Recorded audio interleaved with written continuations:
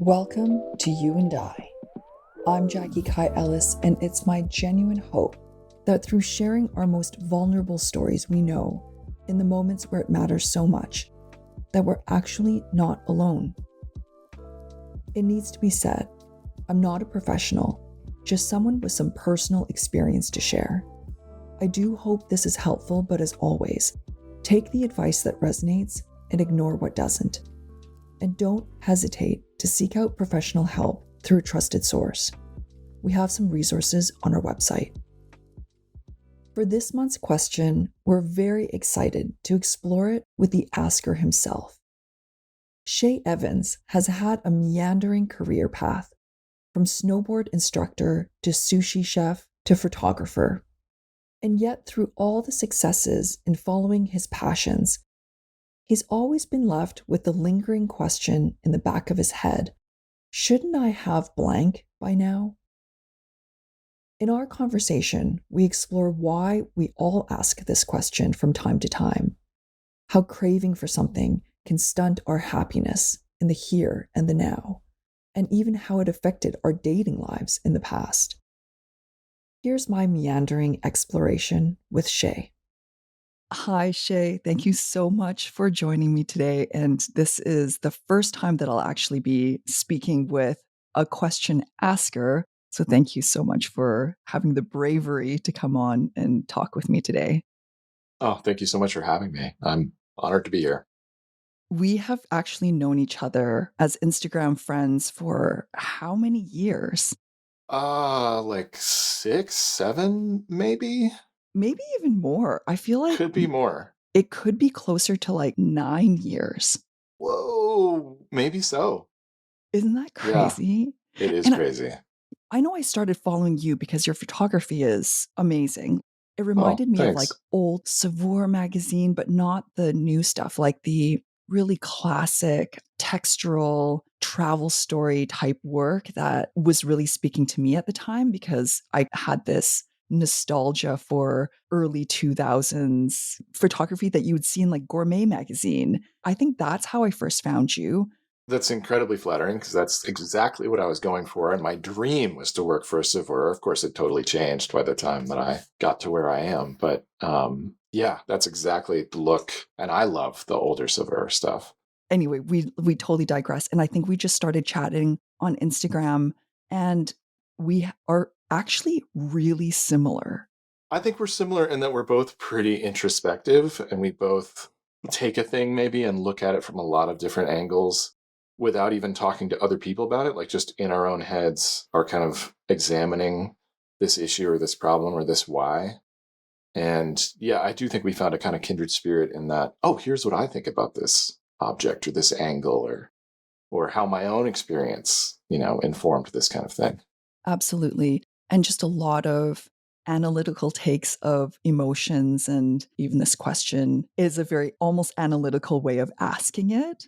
And maybe a willing to be open. I mean, I feel like obviously we had never met before, but our conversations were very kind of like frank and just sort of like tear open your rib cage in a way. Just sort of like, well, this is what it is.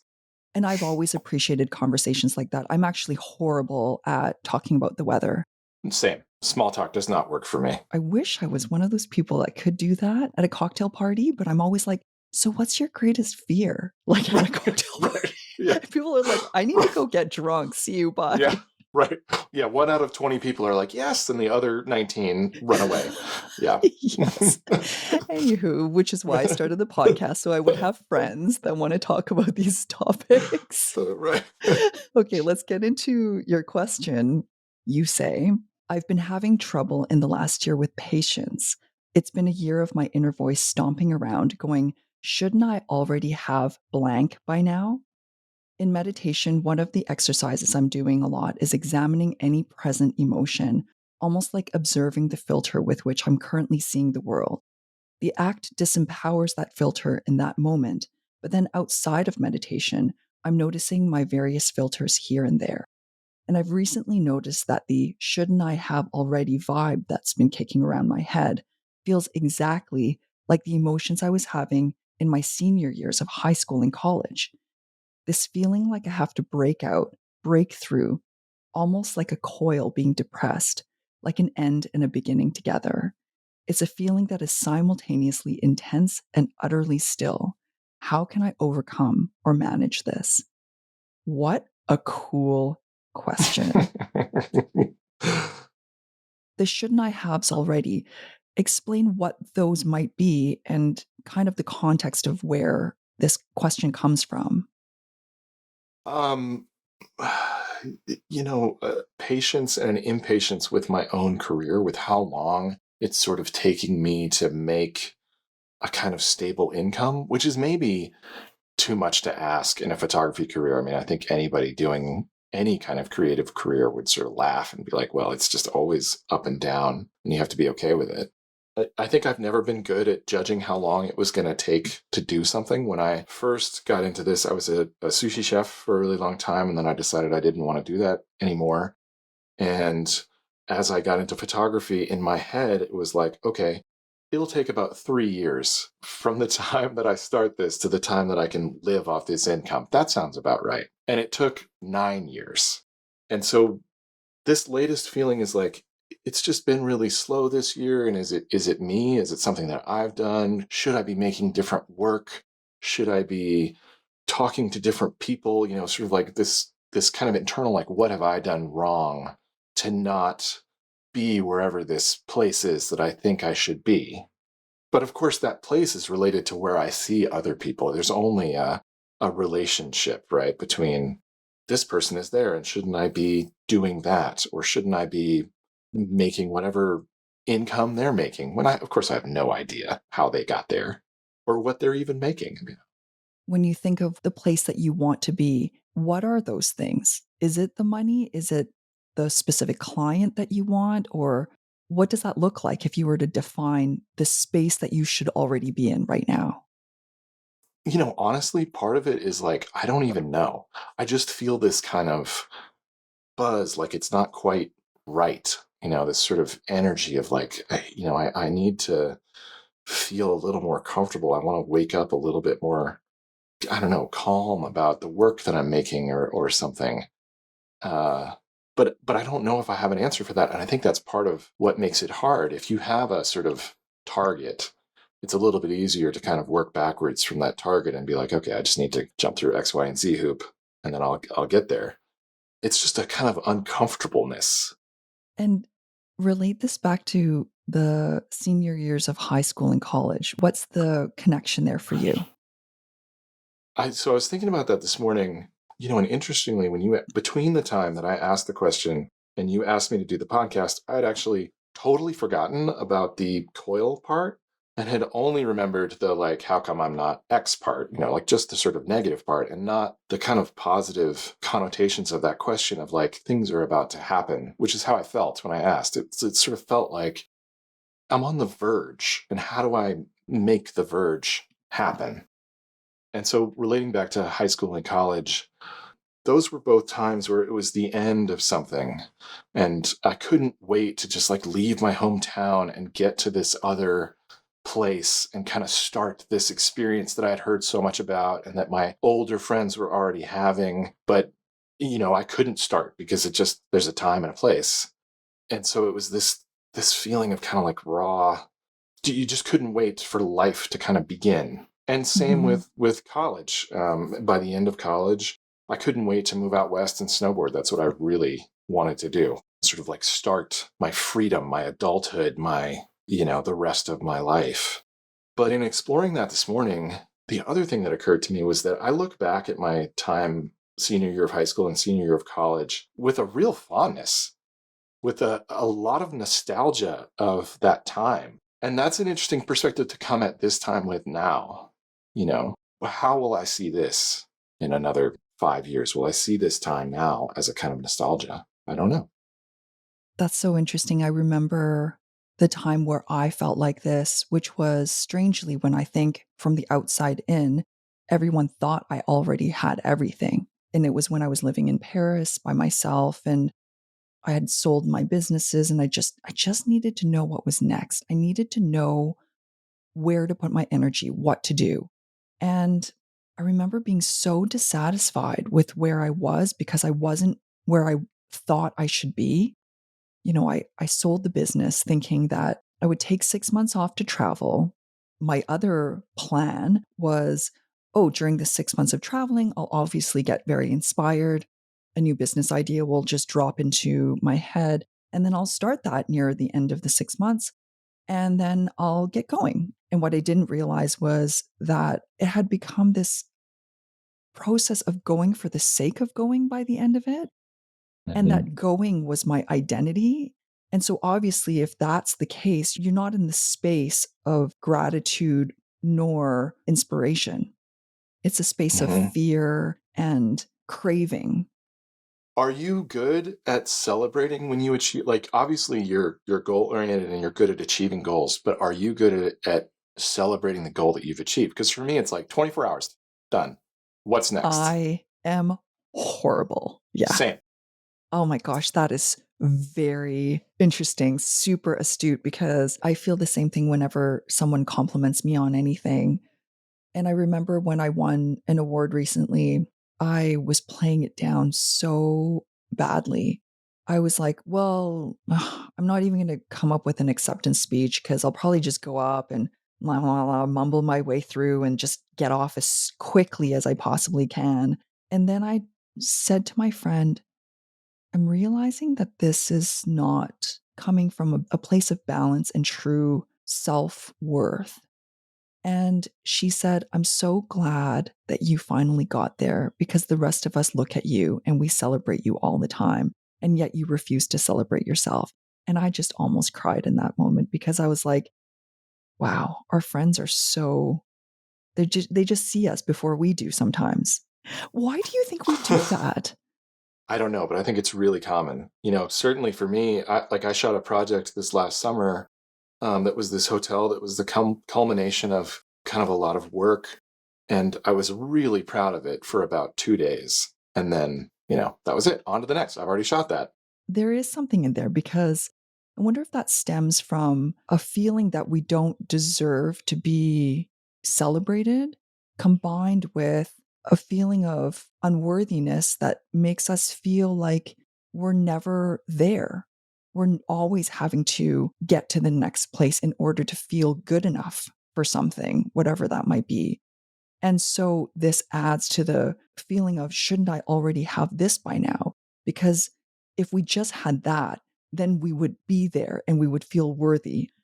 No, that resonates. I mean, I think I don't know, what your parents instilled in you, but definitely like where I was raised and the culture that I was kind of raised in, it was you don't talk yourself up. You don't brag. You just do your absolute best and sort of keep on going. And the people that brag, that's not an attribute to sort of work towards. And so that gets folded into not celebrating yourself when you've worked really hard for something. Okay, I want to read you something where it said that human beings are hardwired to be dissatisfied. And when I went and researched it a little bit more, it actually linked back to Buddhism. Hmm. The insight was that no matter what the mind experiences, it usually reacts with craving, and craving always involves dissatisfaction. So when the mind experiences something distasteful, it craves to get rid of that irritation. And when the mind experiences something good, it craves that the pleasure will always remain and will intensify. And therefore, the mind is always dissatisfied and restless. And so we're constantly toggling between the fear of trying to get rid of the pain and the fear of trying to retain the good stuff. So whether we're going through good things or bad things, we're constantly craving. And this creates dissatisfaction. There's a seed there that relates to the shouldn't I have X by now? Yeah, definitely. When I was thinking about it, it's one thing to sort of have a goal and to acknowledge that I will experience some level of happiness if I achieve this goal. It could be in my career, it could be in my living situation, whatever it is, to sort of have this in your head. And it's a really subtle shift to turn it into I will only be happy if I can achieve this goal. It's just one word, but as soon as you consciously or subconsciously sort of agree to that, oh, I'm only going to allow myself happiness if, then you just down into the black hole, you know? Yeah. And then what are we sacrificing for this idea? What present happiness are we actually sacrificing to hold on to a future goal that not only limits the potential of what our life could look like, but it limits everything that we can possibly experience in the present moment too. Yeah, because you get so sort of myopic, you just get focused on how have I not achieved this? Yeah. Someone responded on Instagram saying, "So you get the thing that you want. Now what?" And it was so fascinating because I do think that we create these goals for ourselves and these expectations for ourselves in some future form, but we don't really think about, okay, so you have it. And it sounds like for the Never. both of us, yeah, for the Yeah. both of us, we'd be like, okay, cool, cool. Then the next thing. But we've probably deeply, I mean, like, I have deeply bargained with the universe, deeply sort of promised. I promise I will be a well adjusted, happy person if you, greater power, universe, whatever, can just allow me to achieve this thing. Going way back, I've broken so many promises to myself, but like at first, all I wanted was to get paid to snowboard year round. And then I did that. And as soon as I did it, didn't want to do that anymore. And then all I wanted was to be sort of like happy and responsible and working in a restaurant that, fed all my different avenues. And it totally did. And then I didn't want to do that anymore. And then all I wanted was to just be paid for photography and just work for myself. That's all I wanted. And I promised that, I wouldn't ask for anything else. And I was given that. I worked for that. I achieved it. And immediately need something else. Now I need more money. Now I need a better place to live. Now I need better clients, whatever that is. Yes, the satisfaction thing is never with us. And do you think that you can even imagine a time where you'll be able to stop and go, no, no, no, enough with that. Let's just enjoy this. Because it is really hard to do. And I don't think that it's a natural state for almost anyone. But can you imagine yourself being there? No, but what I'll what I'll say is, what I've come around to is looking at it from a different angle. Is that the goals are there as kind of a waypoint and as a something to pull us in a direction. We learn from the goals. We learn whether or not we want things. I mean, I'm sure once you had the bakery, you really wanted the bakery, and then maybe you got to a place where you didn't want the bakery anymore, or you learned that you wanted something different, and you made your peace with wanting something different. And so that goal wasn't the end all be all. And I think for all of my goals, I've learned from the goal, but the larger point is that it's the journey, it's the getting to the goal, it's the things that you learn along the way, it's the relationships you make along the way, it's what you learn that informs your next journey. There's a photographer I know, Trevor Clark, super nice guy, wonderful photos, and his sort of slogan is the journey is the destination. And it's so hard to focus on that, but I think if I can start working towards just being okay with this is the journey that I'm on, and no one else is on this journey, and I just need to keep one foot in front of the other, it'll be easier. Yeah. And even accepting that the feelings of shouldn't I have blank already is also a part of the journey. And that we may question that for a long time or sporadically for a long time, but that's all a part of self-discovery. Because I remember when I graduated the art school in Toronto, and I remember having graduated with a general fine arts degree, which was worth basically toilet paper in terms of getting a Right. job. Right. And of course, getting a job for the daughter of an immigrant family is utmost importance. I remember watching a girl that I knew walk across the stage to accept her graphic design degree. And I, inside me, just felt hot with envy and remorse that I hadn't made more of myself, that I hadn't got, a Mm. degree that my parents could be proud of me for. my parents always said, "You're going to die starving."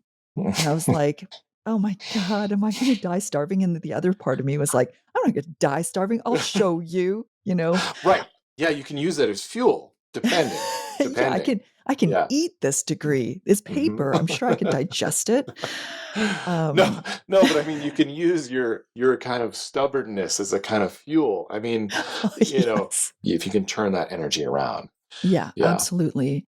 And I did. I thought to myself, there's something here. Like so many people walked across that stage with degrees for all sorts of disciplines, but I was very envious of the graphic design degree specifically. So I took that as a sign of I'm going to go into graphic design. And I did. And I created a very, very lovely 8-year career out of being a graphic designer. Hmm. And it was perfectly suited for me. But again, it didn't last for me. And not to say that that's a bad thing, it lasted for the time that it was supposed to last. But what great learning that in those moments of, shouldn't I have X by now? To be able to take that as just fuel to figure out, okay, well, it just means I want something else. And I'm going to go and get that thing. Why didn't you do graphic design? It just was sort of how you started. You started on another path, and so that's what you finished with. I mean, why? Oh, I didn't even know that I wanted graphic design until that moment, actually. It had never even occurred to me. Yeah. Also, I had gone into art school wanting, oh gosh, now I'm just remembering all these plans I had. This is amazing. My plan was to go into art school and study photography, Hmm. major in photography, and graduate by, I think people graduate by 22, right? Yeah, usually. Yeah, and I was going to get a job with National Geographic by the age of 24 and Hmm. publish my own anthology of works by 28. What's quite thought out for a path that you didn't take at all. Oh yeah, that was the plan. That being said, I think the expectation that I had for myself created this burning sensation inside of me of where I wasn't compared to where I thought I should be. Hmm. I wonder about, does my kind of like heart or my soul or whatever you want to call that, does that kind of know better than what my brain thinks? My brain has got some plans for, I need to make this amount of money, I need to live in this kind of house.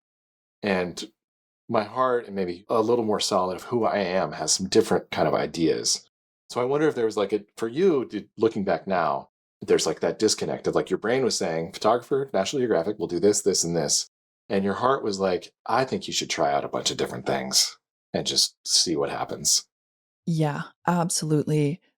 Osho talks about direction versus destination, and that destination is like prose, it's logic, whereas direction is like poetry, it's felt. Mm. Yeah, and that direction often takes this sense of traveling into the unknown without a map, but destination is a dead end. Hmm. Because we will only ever see that destination and our futures are then completely obliterated. Well, he says that the moment that you decide something in your future, it becomes your past. And so your future is, in essence, unknowable and unmappable. And so once you map it, it becomes actually your present and your past. Mm. And so it's really interesting because he does say that to live with direction requires you to live in harmony with your body and also with full trust in life. Hmm. Wow, the path idea and the, am I going the right way? Am I on the right way? Have you ever felt moments where I can point to one moment where it sort of felt like this is wrong, this is not the right move, and I changed course. And I've felt other times where it's like I'm in the right place. Sort of sounds corny, but in my head I call it the golden light. It's like you just feel like you're in it. And then you notice that maybe you strayed from it or something like that, but it's much more from the heart than it is from the brain. Yeah, there definitely hasn't been a map for my life. And I would say for most of my career, nothing has made sense. Mm-hmm. I was doing quite well with design. I had my own little firm and everything was going. Why would you stop that and just head off to Paris and study Right. pastry for no reason with no plan of a future bakery, really? And why would I, at the height of the bakery, sell it? It makes no sense. And this is so funny. A lot of people say when they find out that I'm searching for what I want to do with my life or whatever it is that I was searching for, which I really just stopped searching for at a certain point. But people would say, "Man, you've got such a great brand. You could do anything. Why don't you just capitalize on that and make products and sell it?" And I'm like, "That sounds great, but like it doesn't feel right to me and I can't Mm-hmm. it doesn't resonate at all, and I would just be doing it like washing dishes. Like, let's just get this thing Mm-hmm. done because I'm not enjoying it. So I totally feel you on that. You seem like you're like okay, sort of like listening to your inner compass, for like lack of a better word. Like you have a strong connection to like this feels right. And I feel like one of the things about being a passionate person or following your passion is that a lot of people in your life will tell you that you're not doing the right thing. When I moved out west to snowboard, people thought I was insane, except for a couple of people that got it.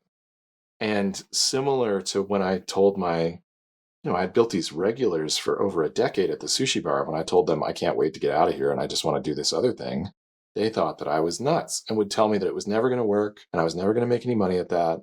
And why wouldn't I just do this thing? It seemed safe. So how do you overcome those little negative, could be internal, could be external, it's not going to work, it's not going to happen? Yeah, I mean, I am my own worst critic. And so anything that anyone's ever said to me in terms of putting me down or telling me that something's not going to work, I've already said it to myself 100 times. Oh, so true. Oh, that's a good Yeah. point. Yeah. Yeah, and so I've already worked through all the, "Oh, well, what if this fails? And what if," and, like, who's gonna listen to me? And who's gonna want a croissant from some Chinese Canadian that went to Paris for, like, 3 months to study?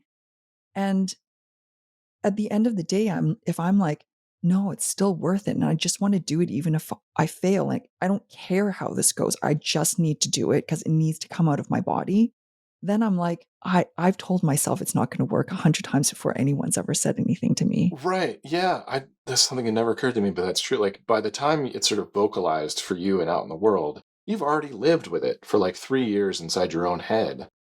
Yeah.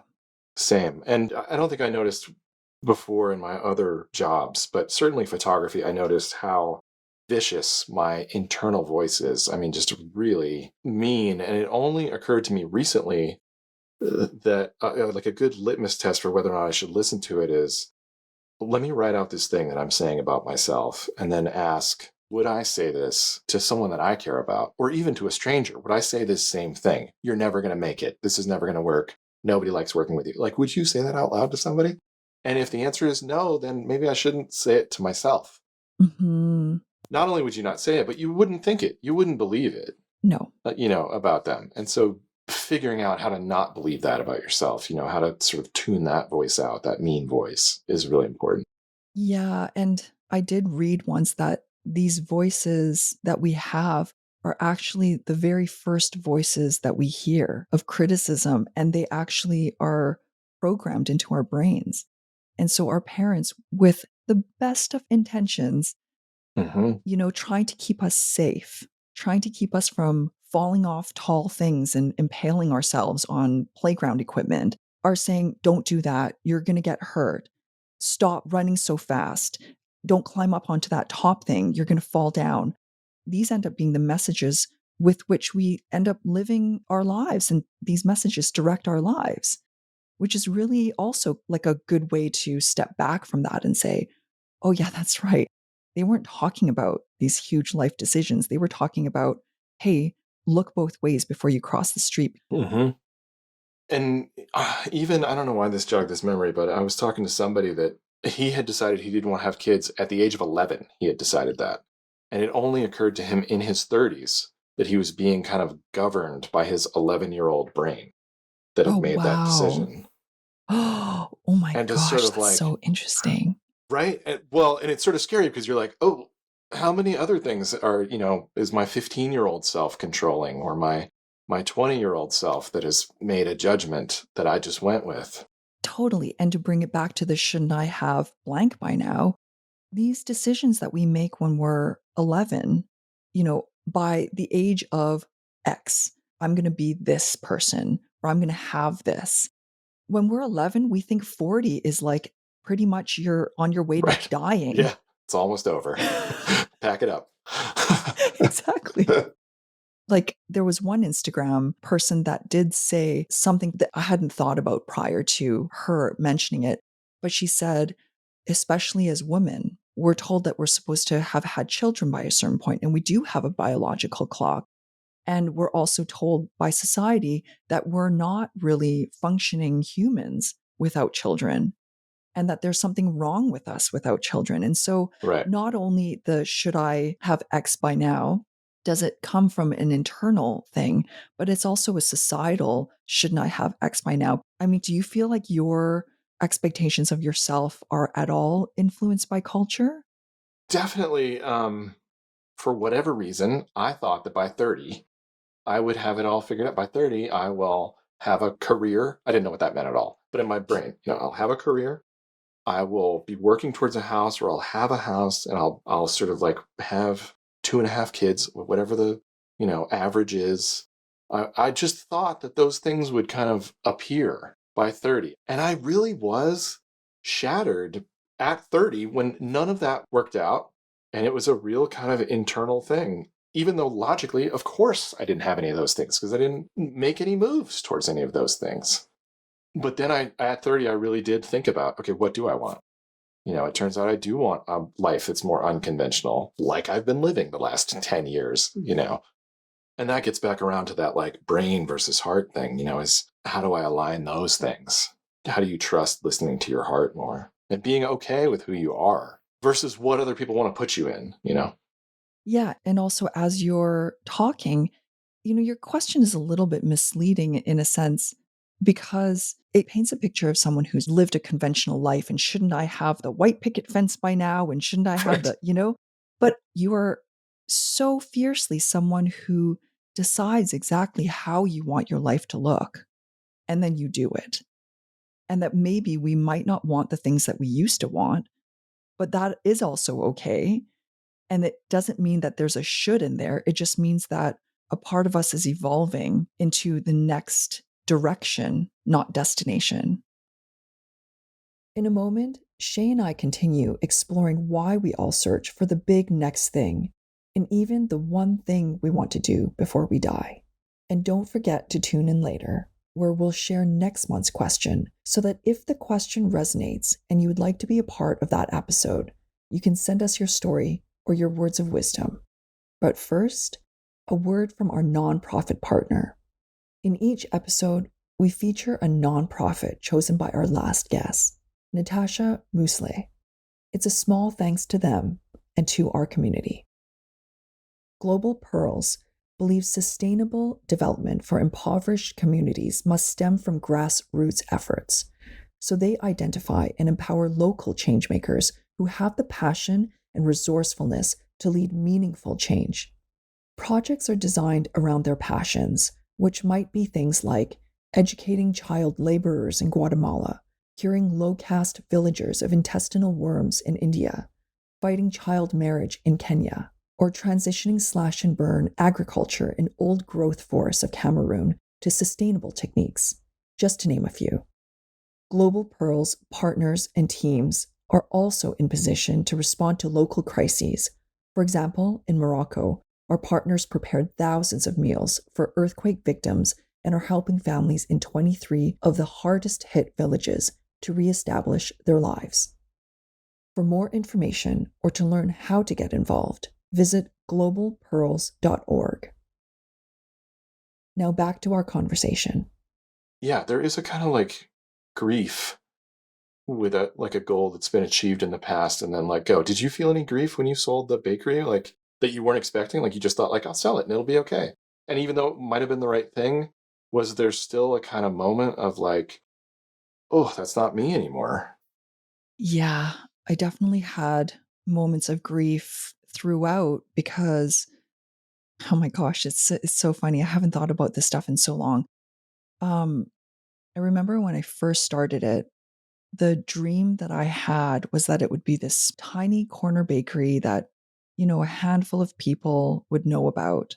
And I thought to myself that I would always be struggling to get the name of this thing out. I actually remember thinking, okay, when it's really slow, I'm going to get a sandwich board and wear it and go out to the corner and like wave down cars like like those people that wave 1 day sale only. Like I Right. thought I would Yeah. have to do that for the bakery. And I thought that I would have so few customers that I would know everybody's name and that I would remember 4-year-old so and so's birthday is this day and I would bake them a special favorite cake for them. This was the vision that I had for the bakery before I started it. Wow. And when it was an unexpected success, even before I opened the doors, I had this moment months after I opened it and I caught my breath and I actually cried for the vision that never came to pass because I knew that it's no longer who I am. I've Mm, evolved from that person and maybe it was a falsely placed expectation as well. That's another case for trusting the blank map mhm. because we know so little. And these moments are, in some ways, meant to be there to push us into the places that we're hesitating to go. Even starting in photography, when I got divorced, I was so shattered. And the last thing that my ex and I had was making food together. And so Mhm. it was like the last connection. And so when I got divorced and started making meals alone, it was this acknowledgement of like, this truly is over. And so just the act of sort of eating alone was heartbreaking. And I started just taking pictures of my food and sending it to my friends, like, well, this is the recipe that I made this week, trying to sort of get out of it. And then that led into something and led into something and led into something. And, now I take pictures of food for a living. Wow. So many beautiful directions start from places of brokenness. Mm-hmm.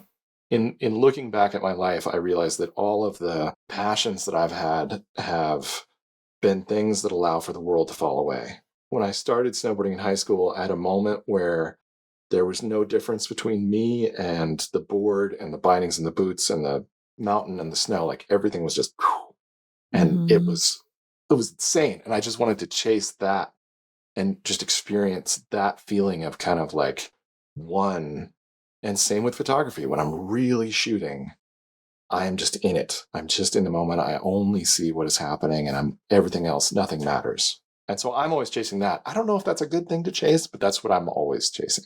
Yeah, I have to say I'm the same way. And I think it's oh man, it's so hard to say that it's not a good thing because it feels so good in the moment. Hmm. And I do feel like in those moments I am connected to something so much bigger than just me. But I do think that that's what caused so much suffering in the years after I sold the bakery is because I was chasing the next that feeling.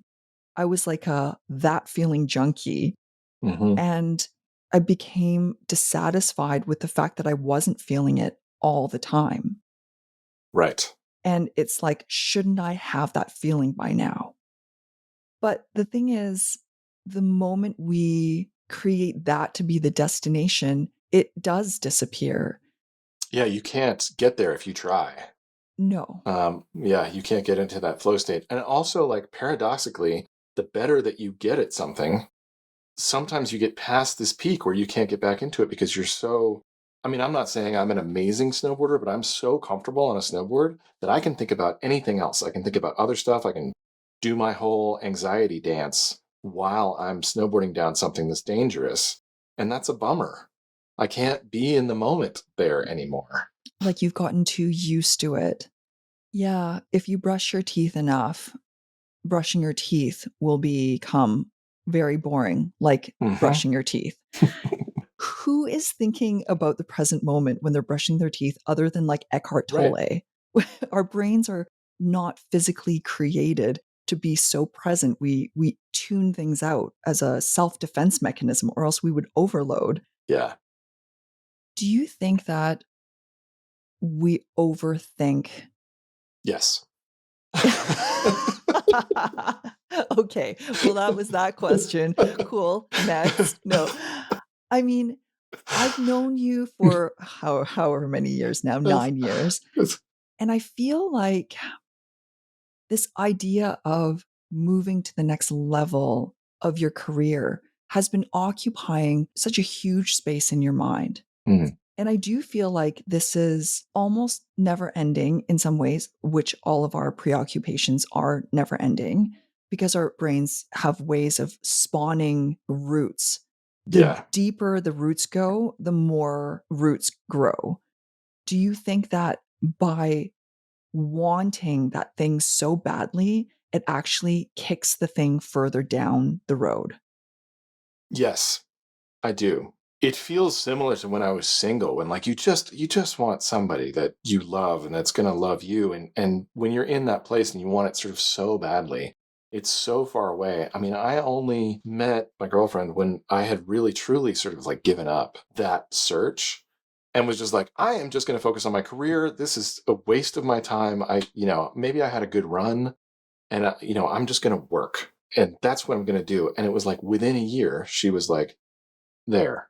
And probably if I was in the other space it would not have worked out. She would not have shown up. And so yeah, it's a good point. You almost have to be in a headspace of, well, I mean, it's a headspace of happy with who you are and happy with where you are for these Yeah. other opportunities to come, which sounds crazy because it should be the opposite, but things kind of appear when you're in balance. And gratitude. Mhm.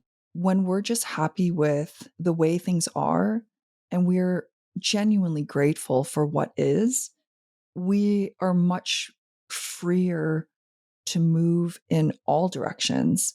Oh gosh, our minds are our shackles.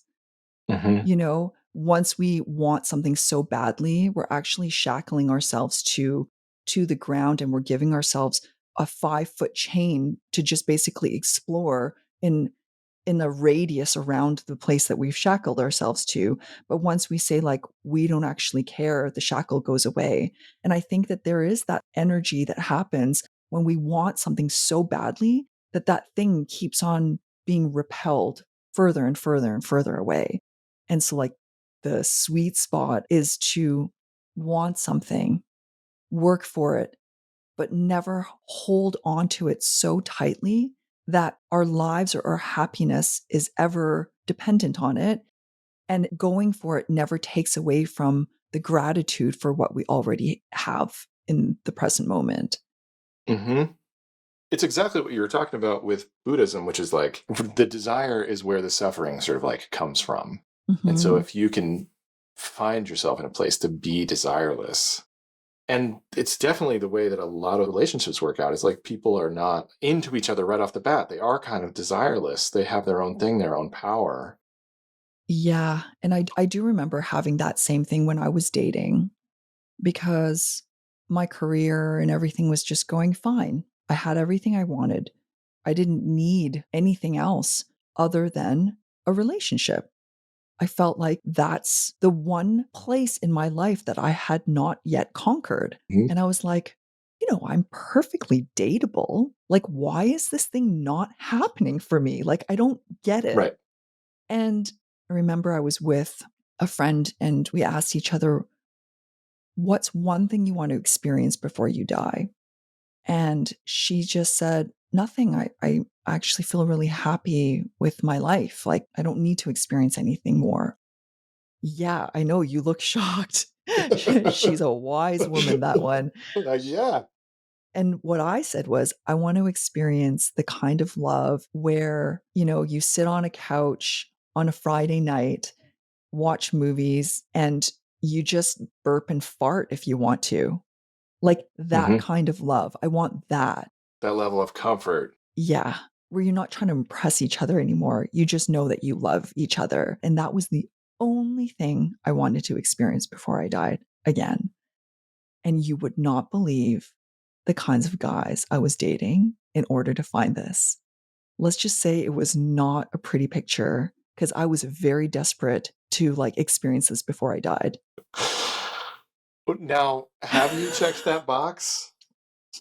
Like, Yes, I've okay. I've checked it. Okay, but the question is, have you now made a new goal? Because I feel like you made a bargain with yourself that this is, I just need to experience this one thing. But now you're on to the next, whatever the next before you die thing is, Yeah, I mean, probably. that's a good question. What do you want to experience before you die? Um, I mean, limitless. We could go for hours and the amount of stuff that I would like to. I don't even know if I could choose. Like, you're right. I have really built a life that I wanted to live, and so I have done a lot of the things that I think a lot of people are still on their bucket lists. I've checked off, so I want to acknowledge that. Just new experiences. There's never going to be enough. There's never going to be one. And that gets back around to like, it's the point is like the journey. The point is the road, and just Mhm. being on it and being thankful that we're on it. Mhm. And thankful that we have the privilege to decide what road we're on. Hmm. That to me is always humbling when I think about all the people that actually just don't have a choice to create their lives. Yeah. And we can choose anything. And yet most of the time we're thinking about what we don't have instead of what we have, which is so crazy. Oh my gosh, we're so privileged. Yeah. Yeah. When I think just sort of strategically about my career, I think about like, well, I should just move to a major city or something like that. Like, that would solve this problem, but it would cause all of these other problems that I don't currently have. I currently have Mhm. a wonderful relationship. I don't know if she would want to move to another city. I don't think she would. I would lose snowboarding and mountain biking, all of my kind of like outdoorsy activities. I would lose all of the things that I'm currently taking for granted, myopically focusing on the one thing that I don't have. Mhm. And so the question then is really, we want those things, but we don't want them that bad Right. Yeah. because we want these other things more. Yeah, that we might already have. Yeah. And so we are making choices, whether they're conscious or unconscious, Hmm. but to focus on not having the thing that we already chose not to have is also a suffering maker. Yeah. I think about now what is one thing I want to experience before I die.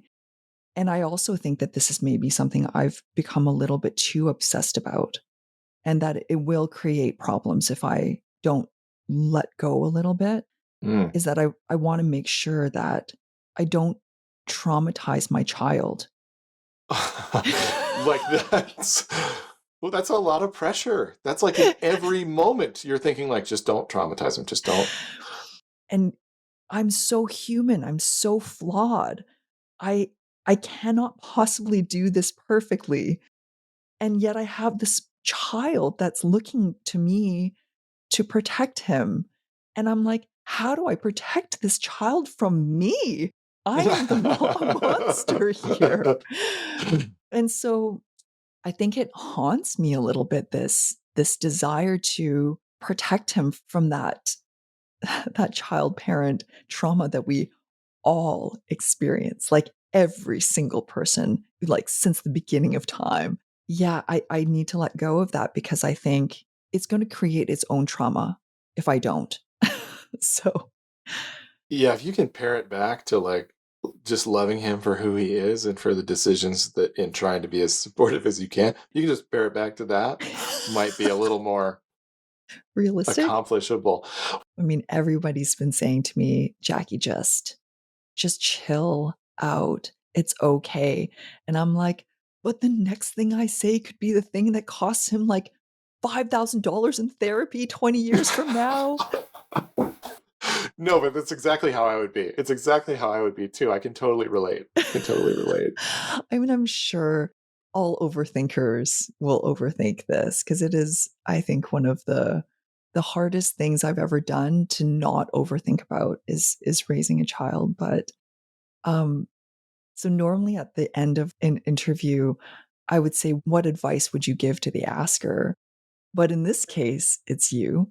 So after our conversation and after I'm sure you are so wise, I genuinely think that you asked this question, but you already know like 5 answers to it in the back of your head. You just wanted to know if I had another perspective that you hadn't thought about, probably. Yes, yes. So, what advice would you give to yourself after this little exploration of the question that you had submitted?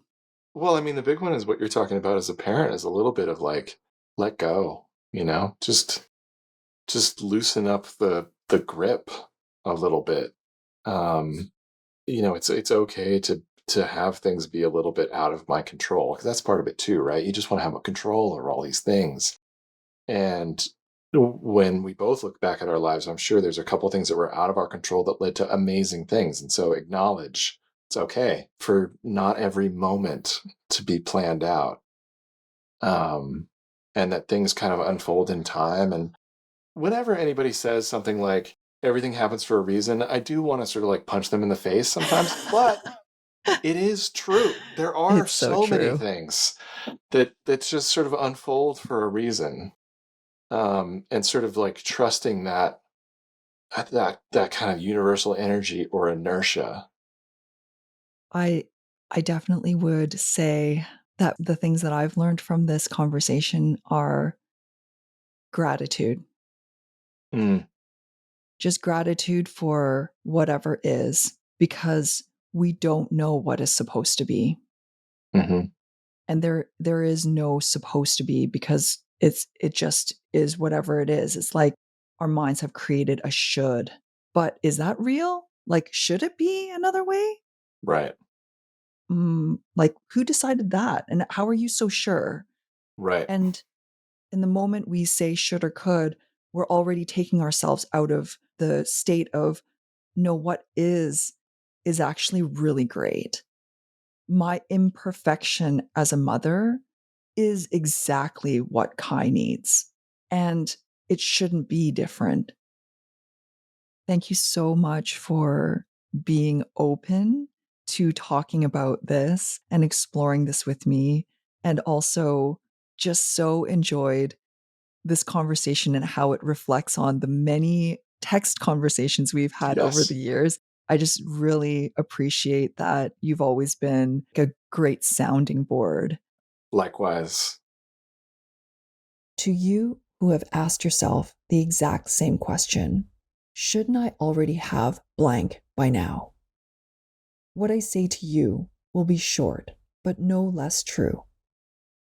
No, you shouldn't. You are exactly where you're supposed to be because simply it is where you are. Shoulds or coulds don't exist but in our imaginations, the places where a million what ifs lie, but none of those are reality. And who's to say what should have or could have been? Who can stand far back enough to see the perspective of everything from the beginning of time?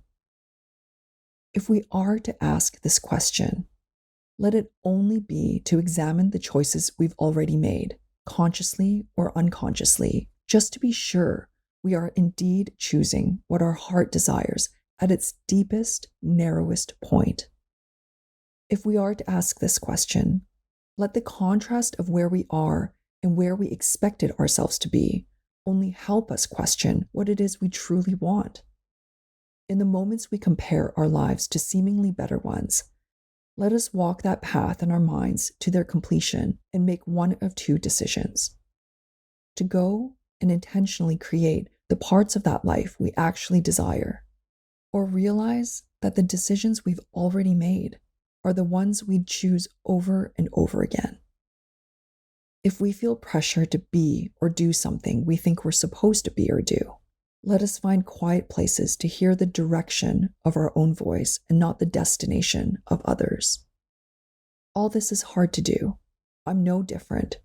I struggle with this insatiable craving for everything but what is.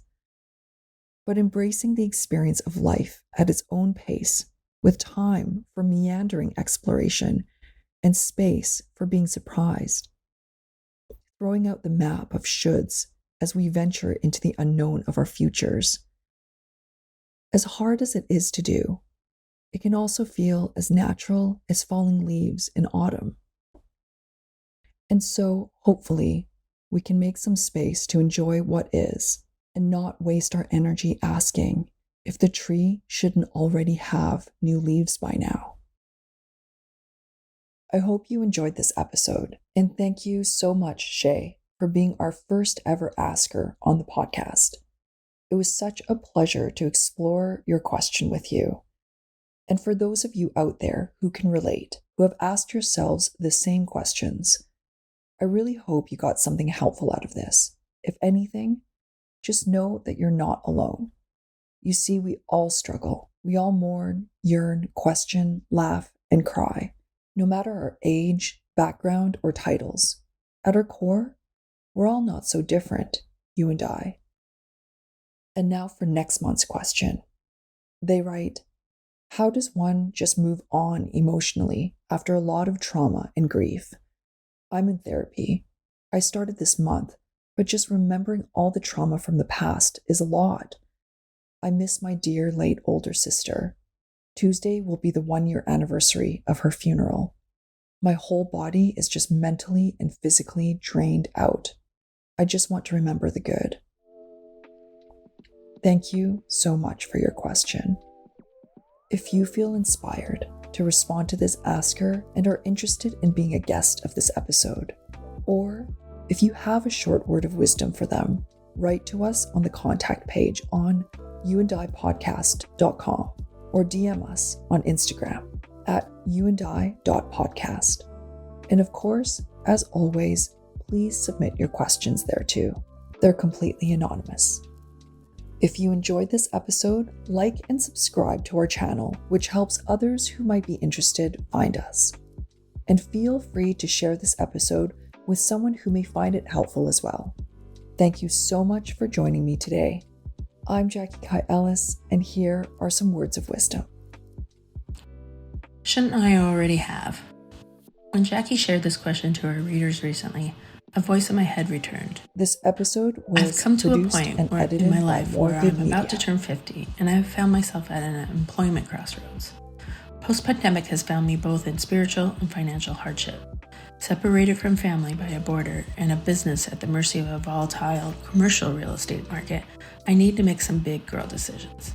I feel like I'm back in my 30s, where the pressure to decide and make grandiose steps towards adulthood are expected. Should I buy a house? Do I want to get married? Do I want children? Do I continue this young and fun lifestyle that is proving more and more unfulfilling? Luckily, one day, an epiphany, a light bulb moment. I can just say no, not yet. I began handing out no's like candy. My life began to take an empowering turn. The exercise had helped me navigate and focus on what I wanted, not what society had expected of me. Once I started living out loud and voicing my choices, I realized everyone was experiencing the same pressure, and that we were all just kind of winging it in silence. It's not to say having goals and a plan is a bad thing. On the contrary, trying to live up to someone else's can be soul-crushing. I know, the goalpost was always going to be in motion. You reach one expectation, there was another right behind it. But now I had some skills to navigate the field going forward. Fortunately, with the biggies behind me, the internal chirping rarely rears its head. But as I enter another challenging phase of my life, I trust that I have the toolbox to navigate the pressure with far less guilt and the wisdom to know not to compare myself to others. I understand we're all still just winging it, and that the question still remains, shouldn't I already? Well, maybe. No? Either way, it's going to be okay. When I first read your question, I was thinking specifically about the biological clock issue, especially after first marriage and divorce, all while relentlessly chasing a career and life goals and aspirations. Super tall order. Then when I went back and read it, what really resonated with me was the shouldn't I have already vibe that's been kicking around my head. Feels exactly like the emotions I was having in my senior years of high school and college. This feeling like I have to break out. I have to tell you, the second time that I read it, I was moved even more. because I identify with that feeling at the end of coming toward the end of a major milestone or a major phase of our lives. So if I'm feeling like I should be doing more or achieving more, I like to think of it as my inner knowing, as my subconscious that is guiding me and calling me to grow. That lack of patience, I feel it deeply, and I consider it to be my intuition, encouraging me to grow and seek out new opportunities. You're not alone. Many of us feel this way, and I deeply identify with this, both in terms of wondering when my next husband will come along and whether or not I'll be able to fulfill that dream of having a happy home and a family that I create, and also this ongoing inner timing mechanism that keeps me striving for more, keeps me going to do more, and that alarm goes off for me right around every 4 years, and it's ringing pretty hard right now. You're not alone. I see you, I hear you, I feel you. This episode was produced and edited by More Good Media.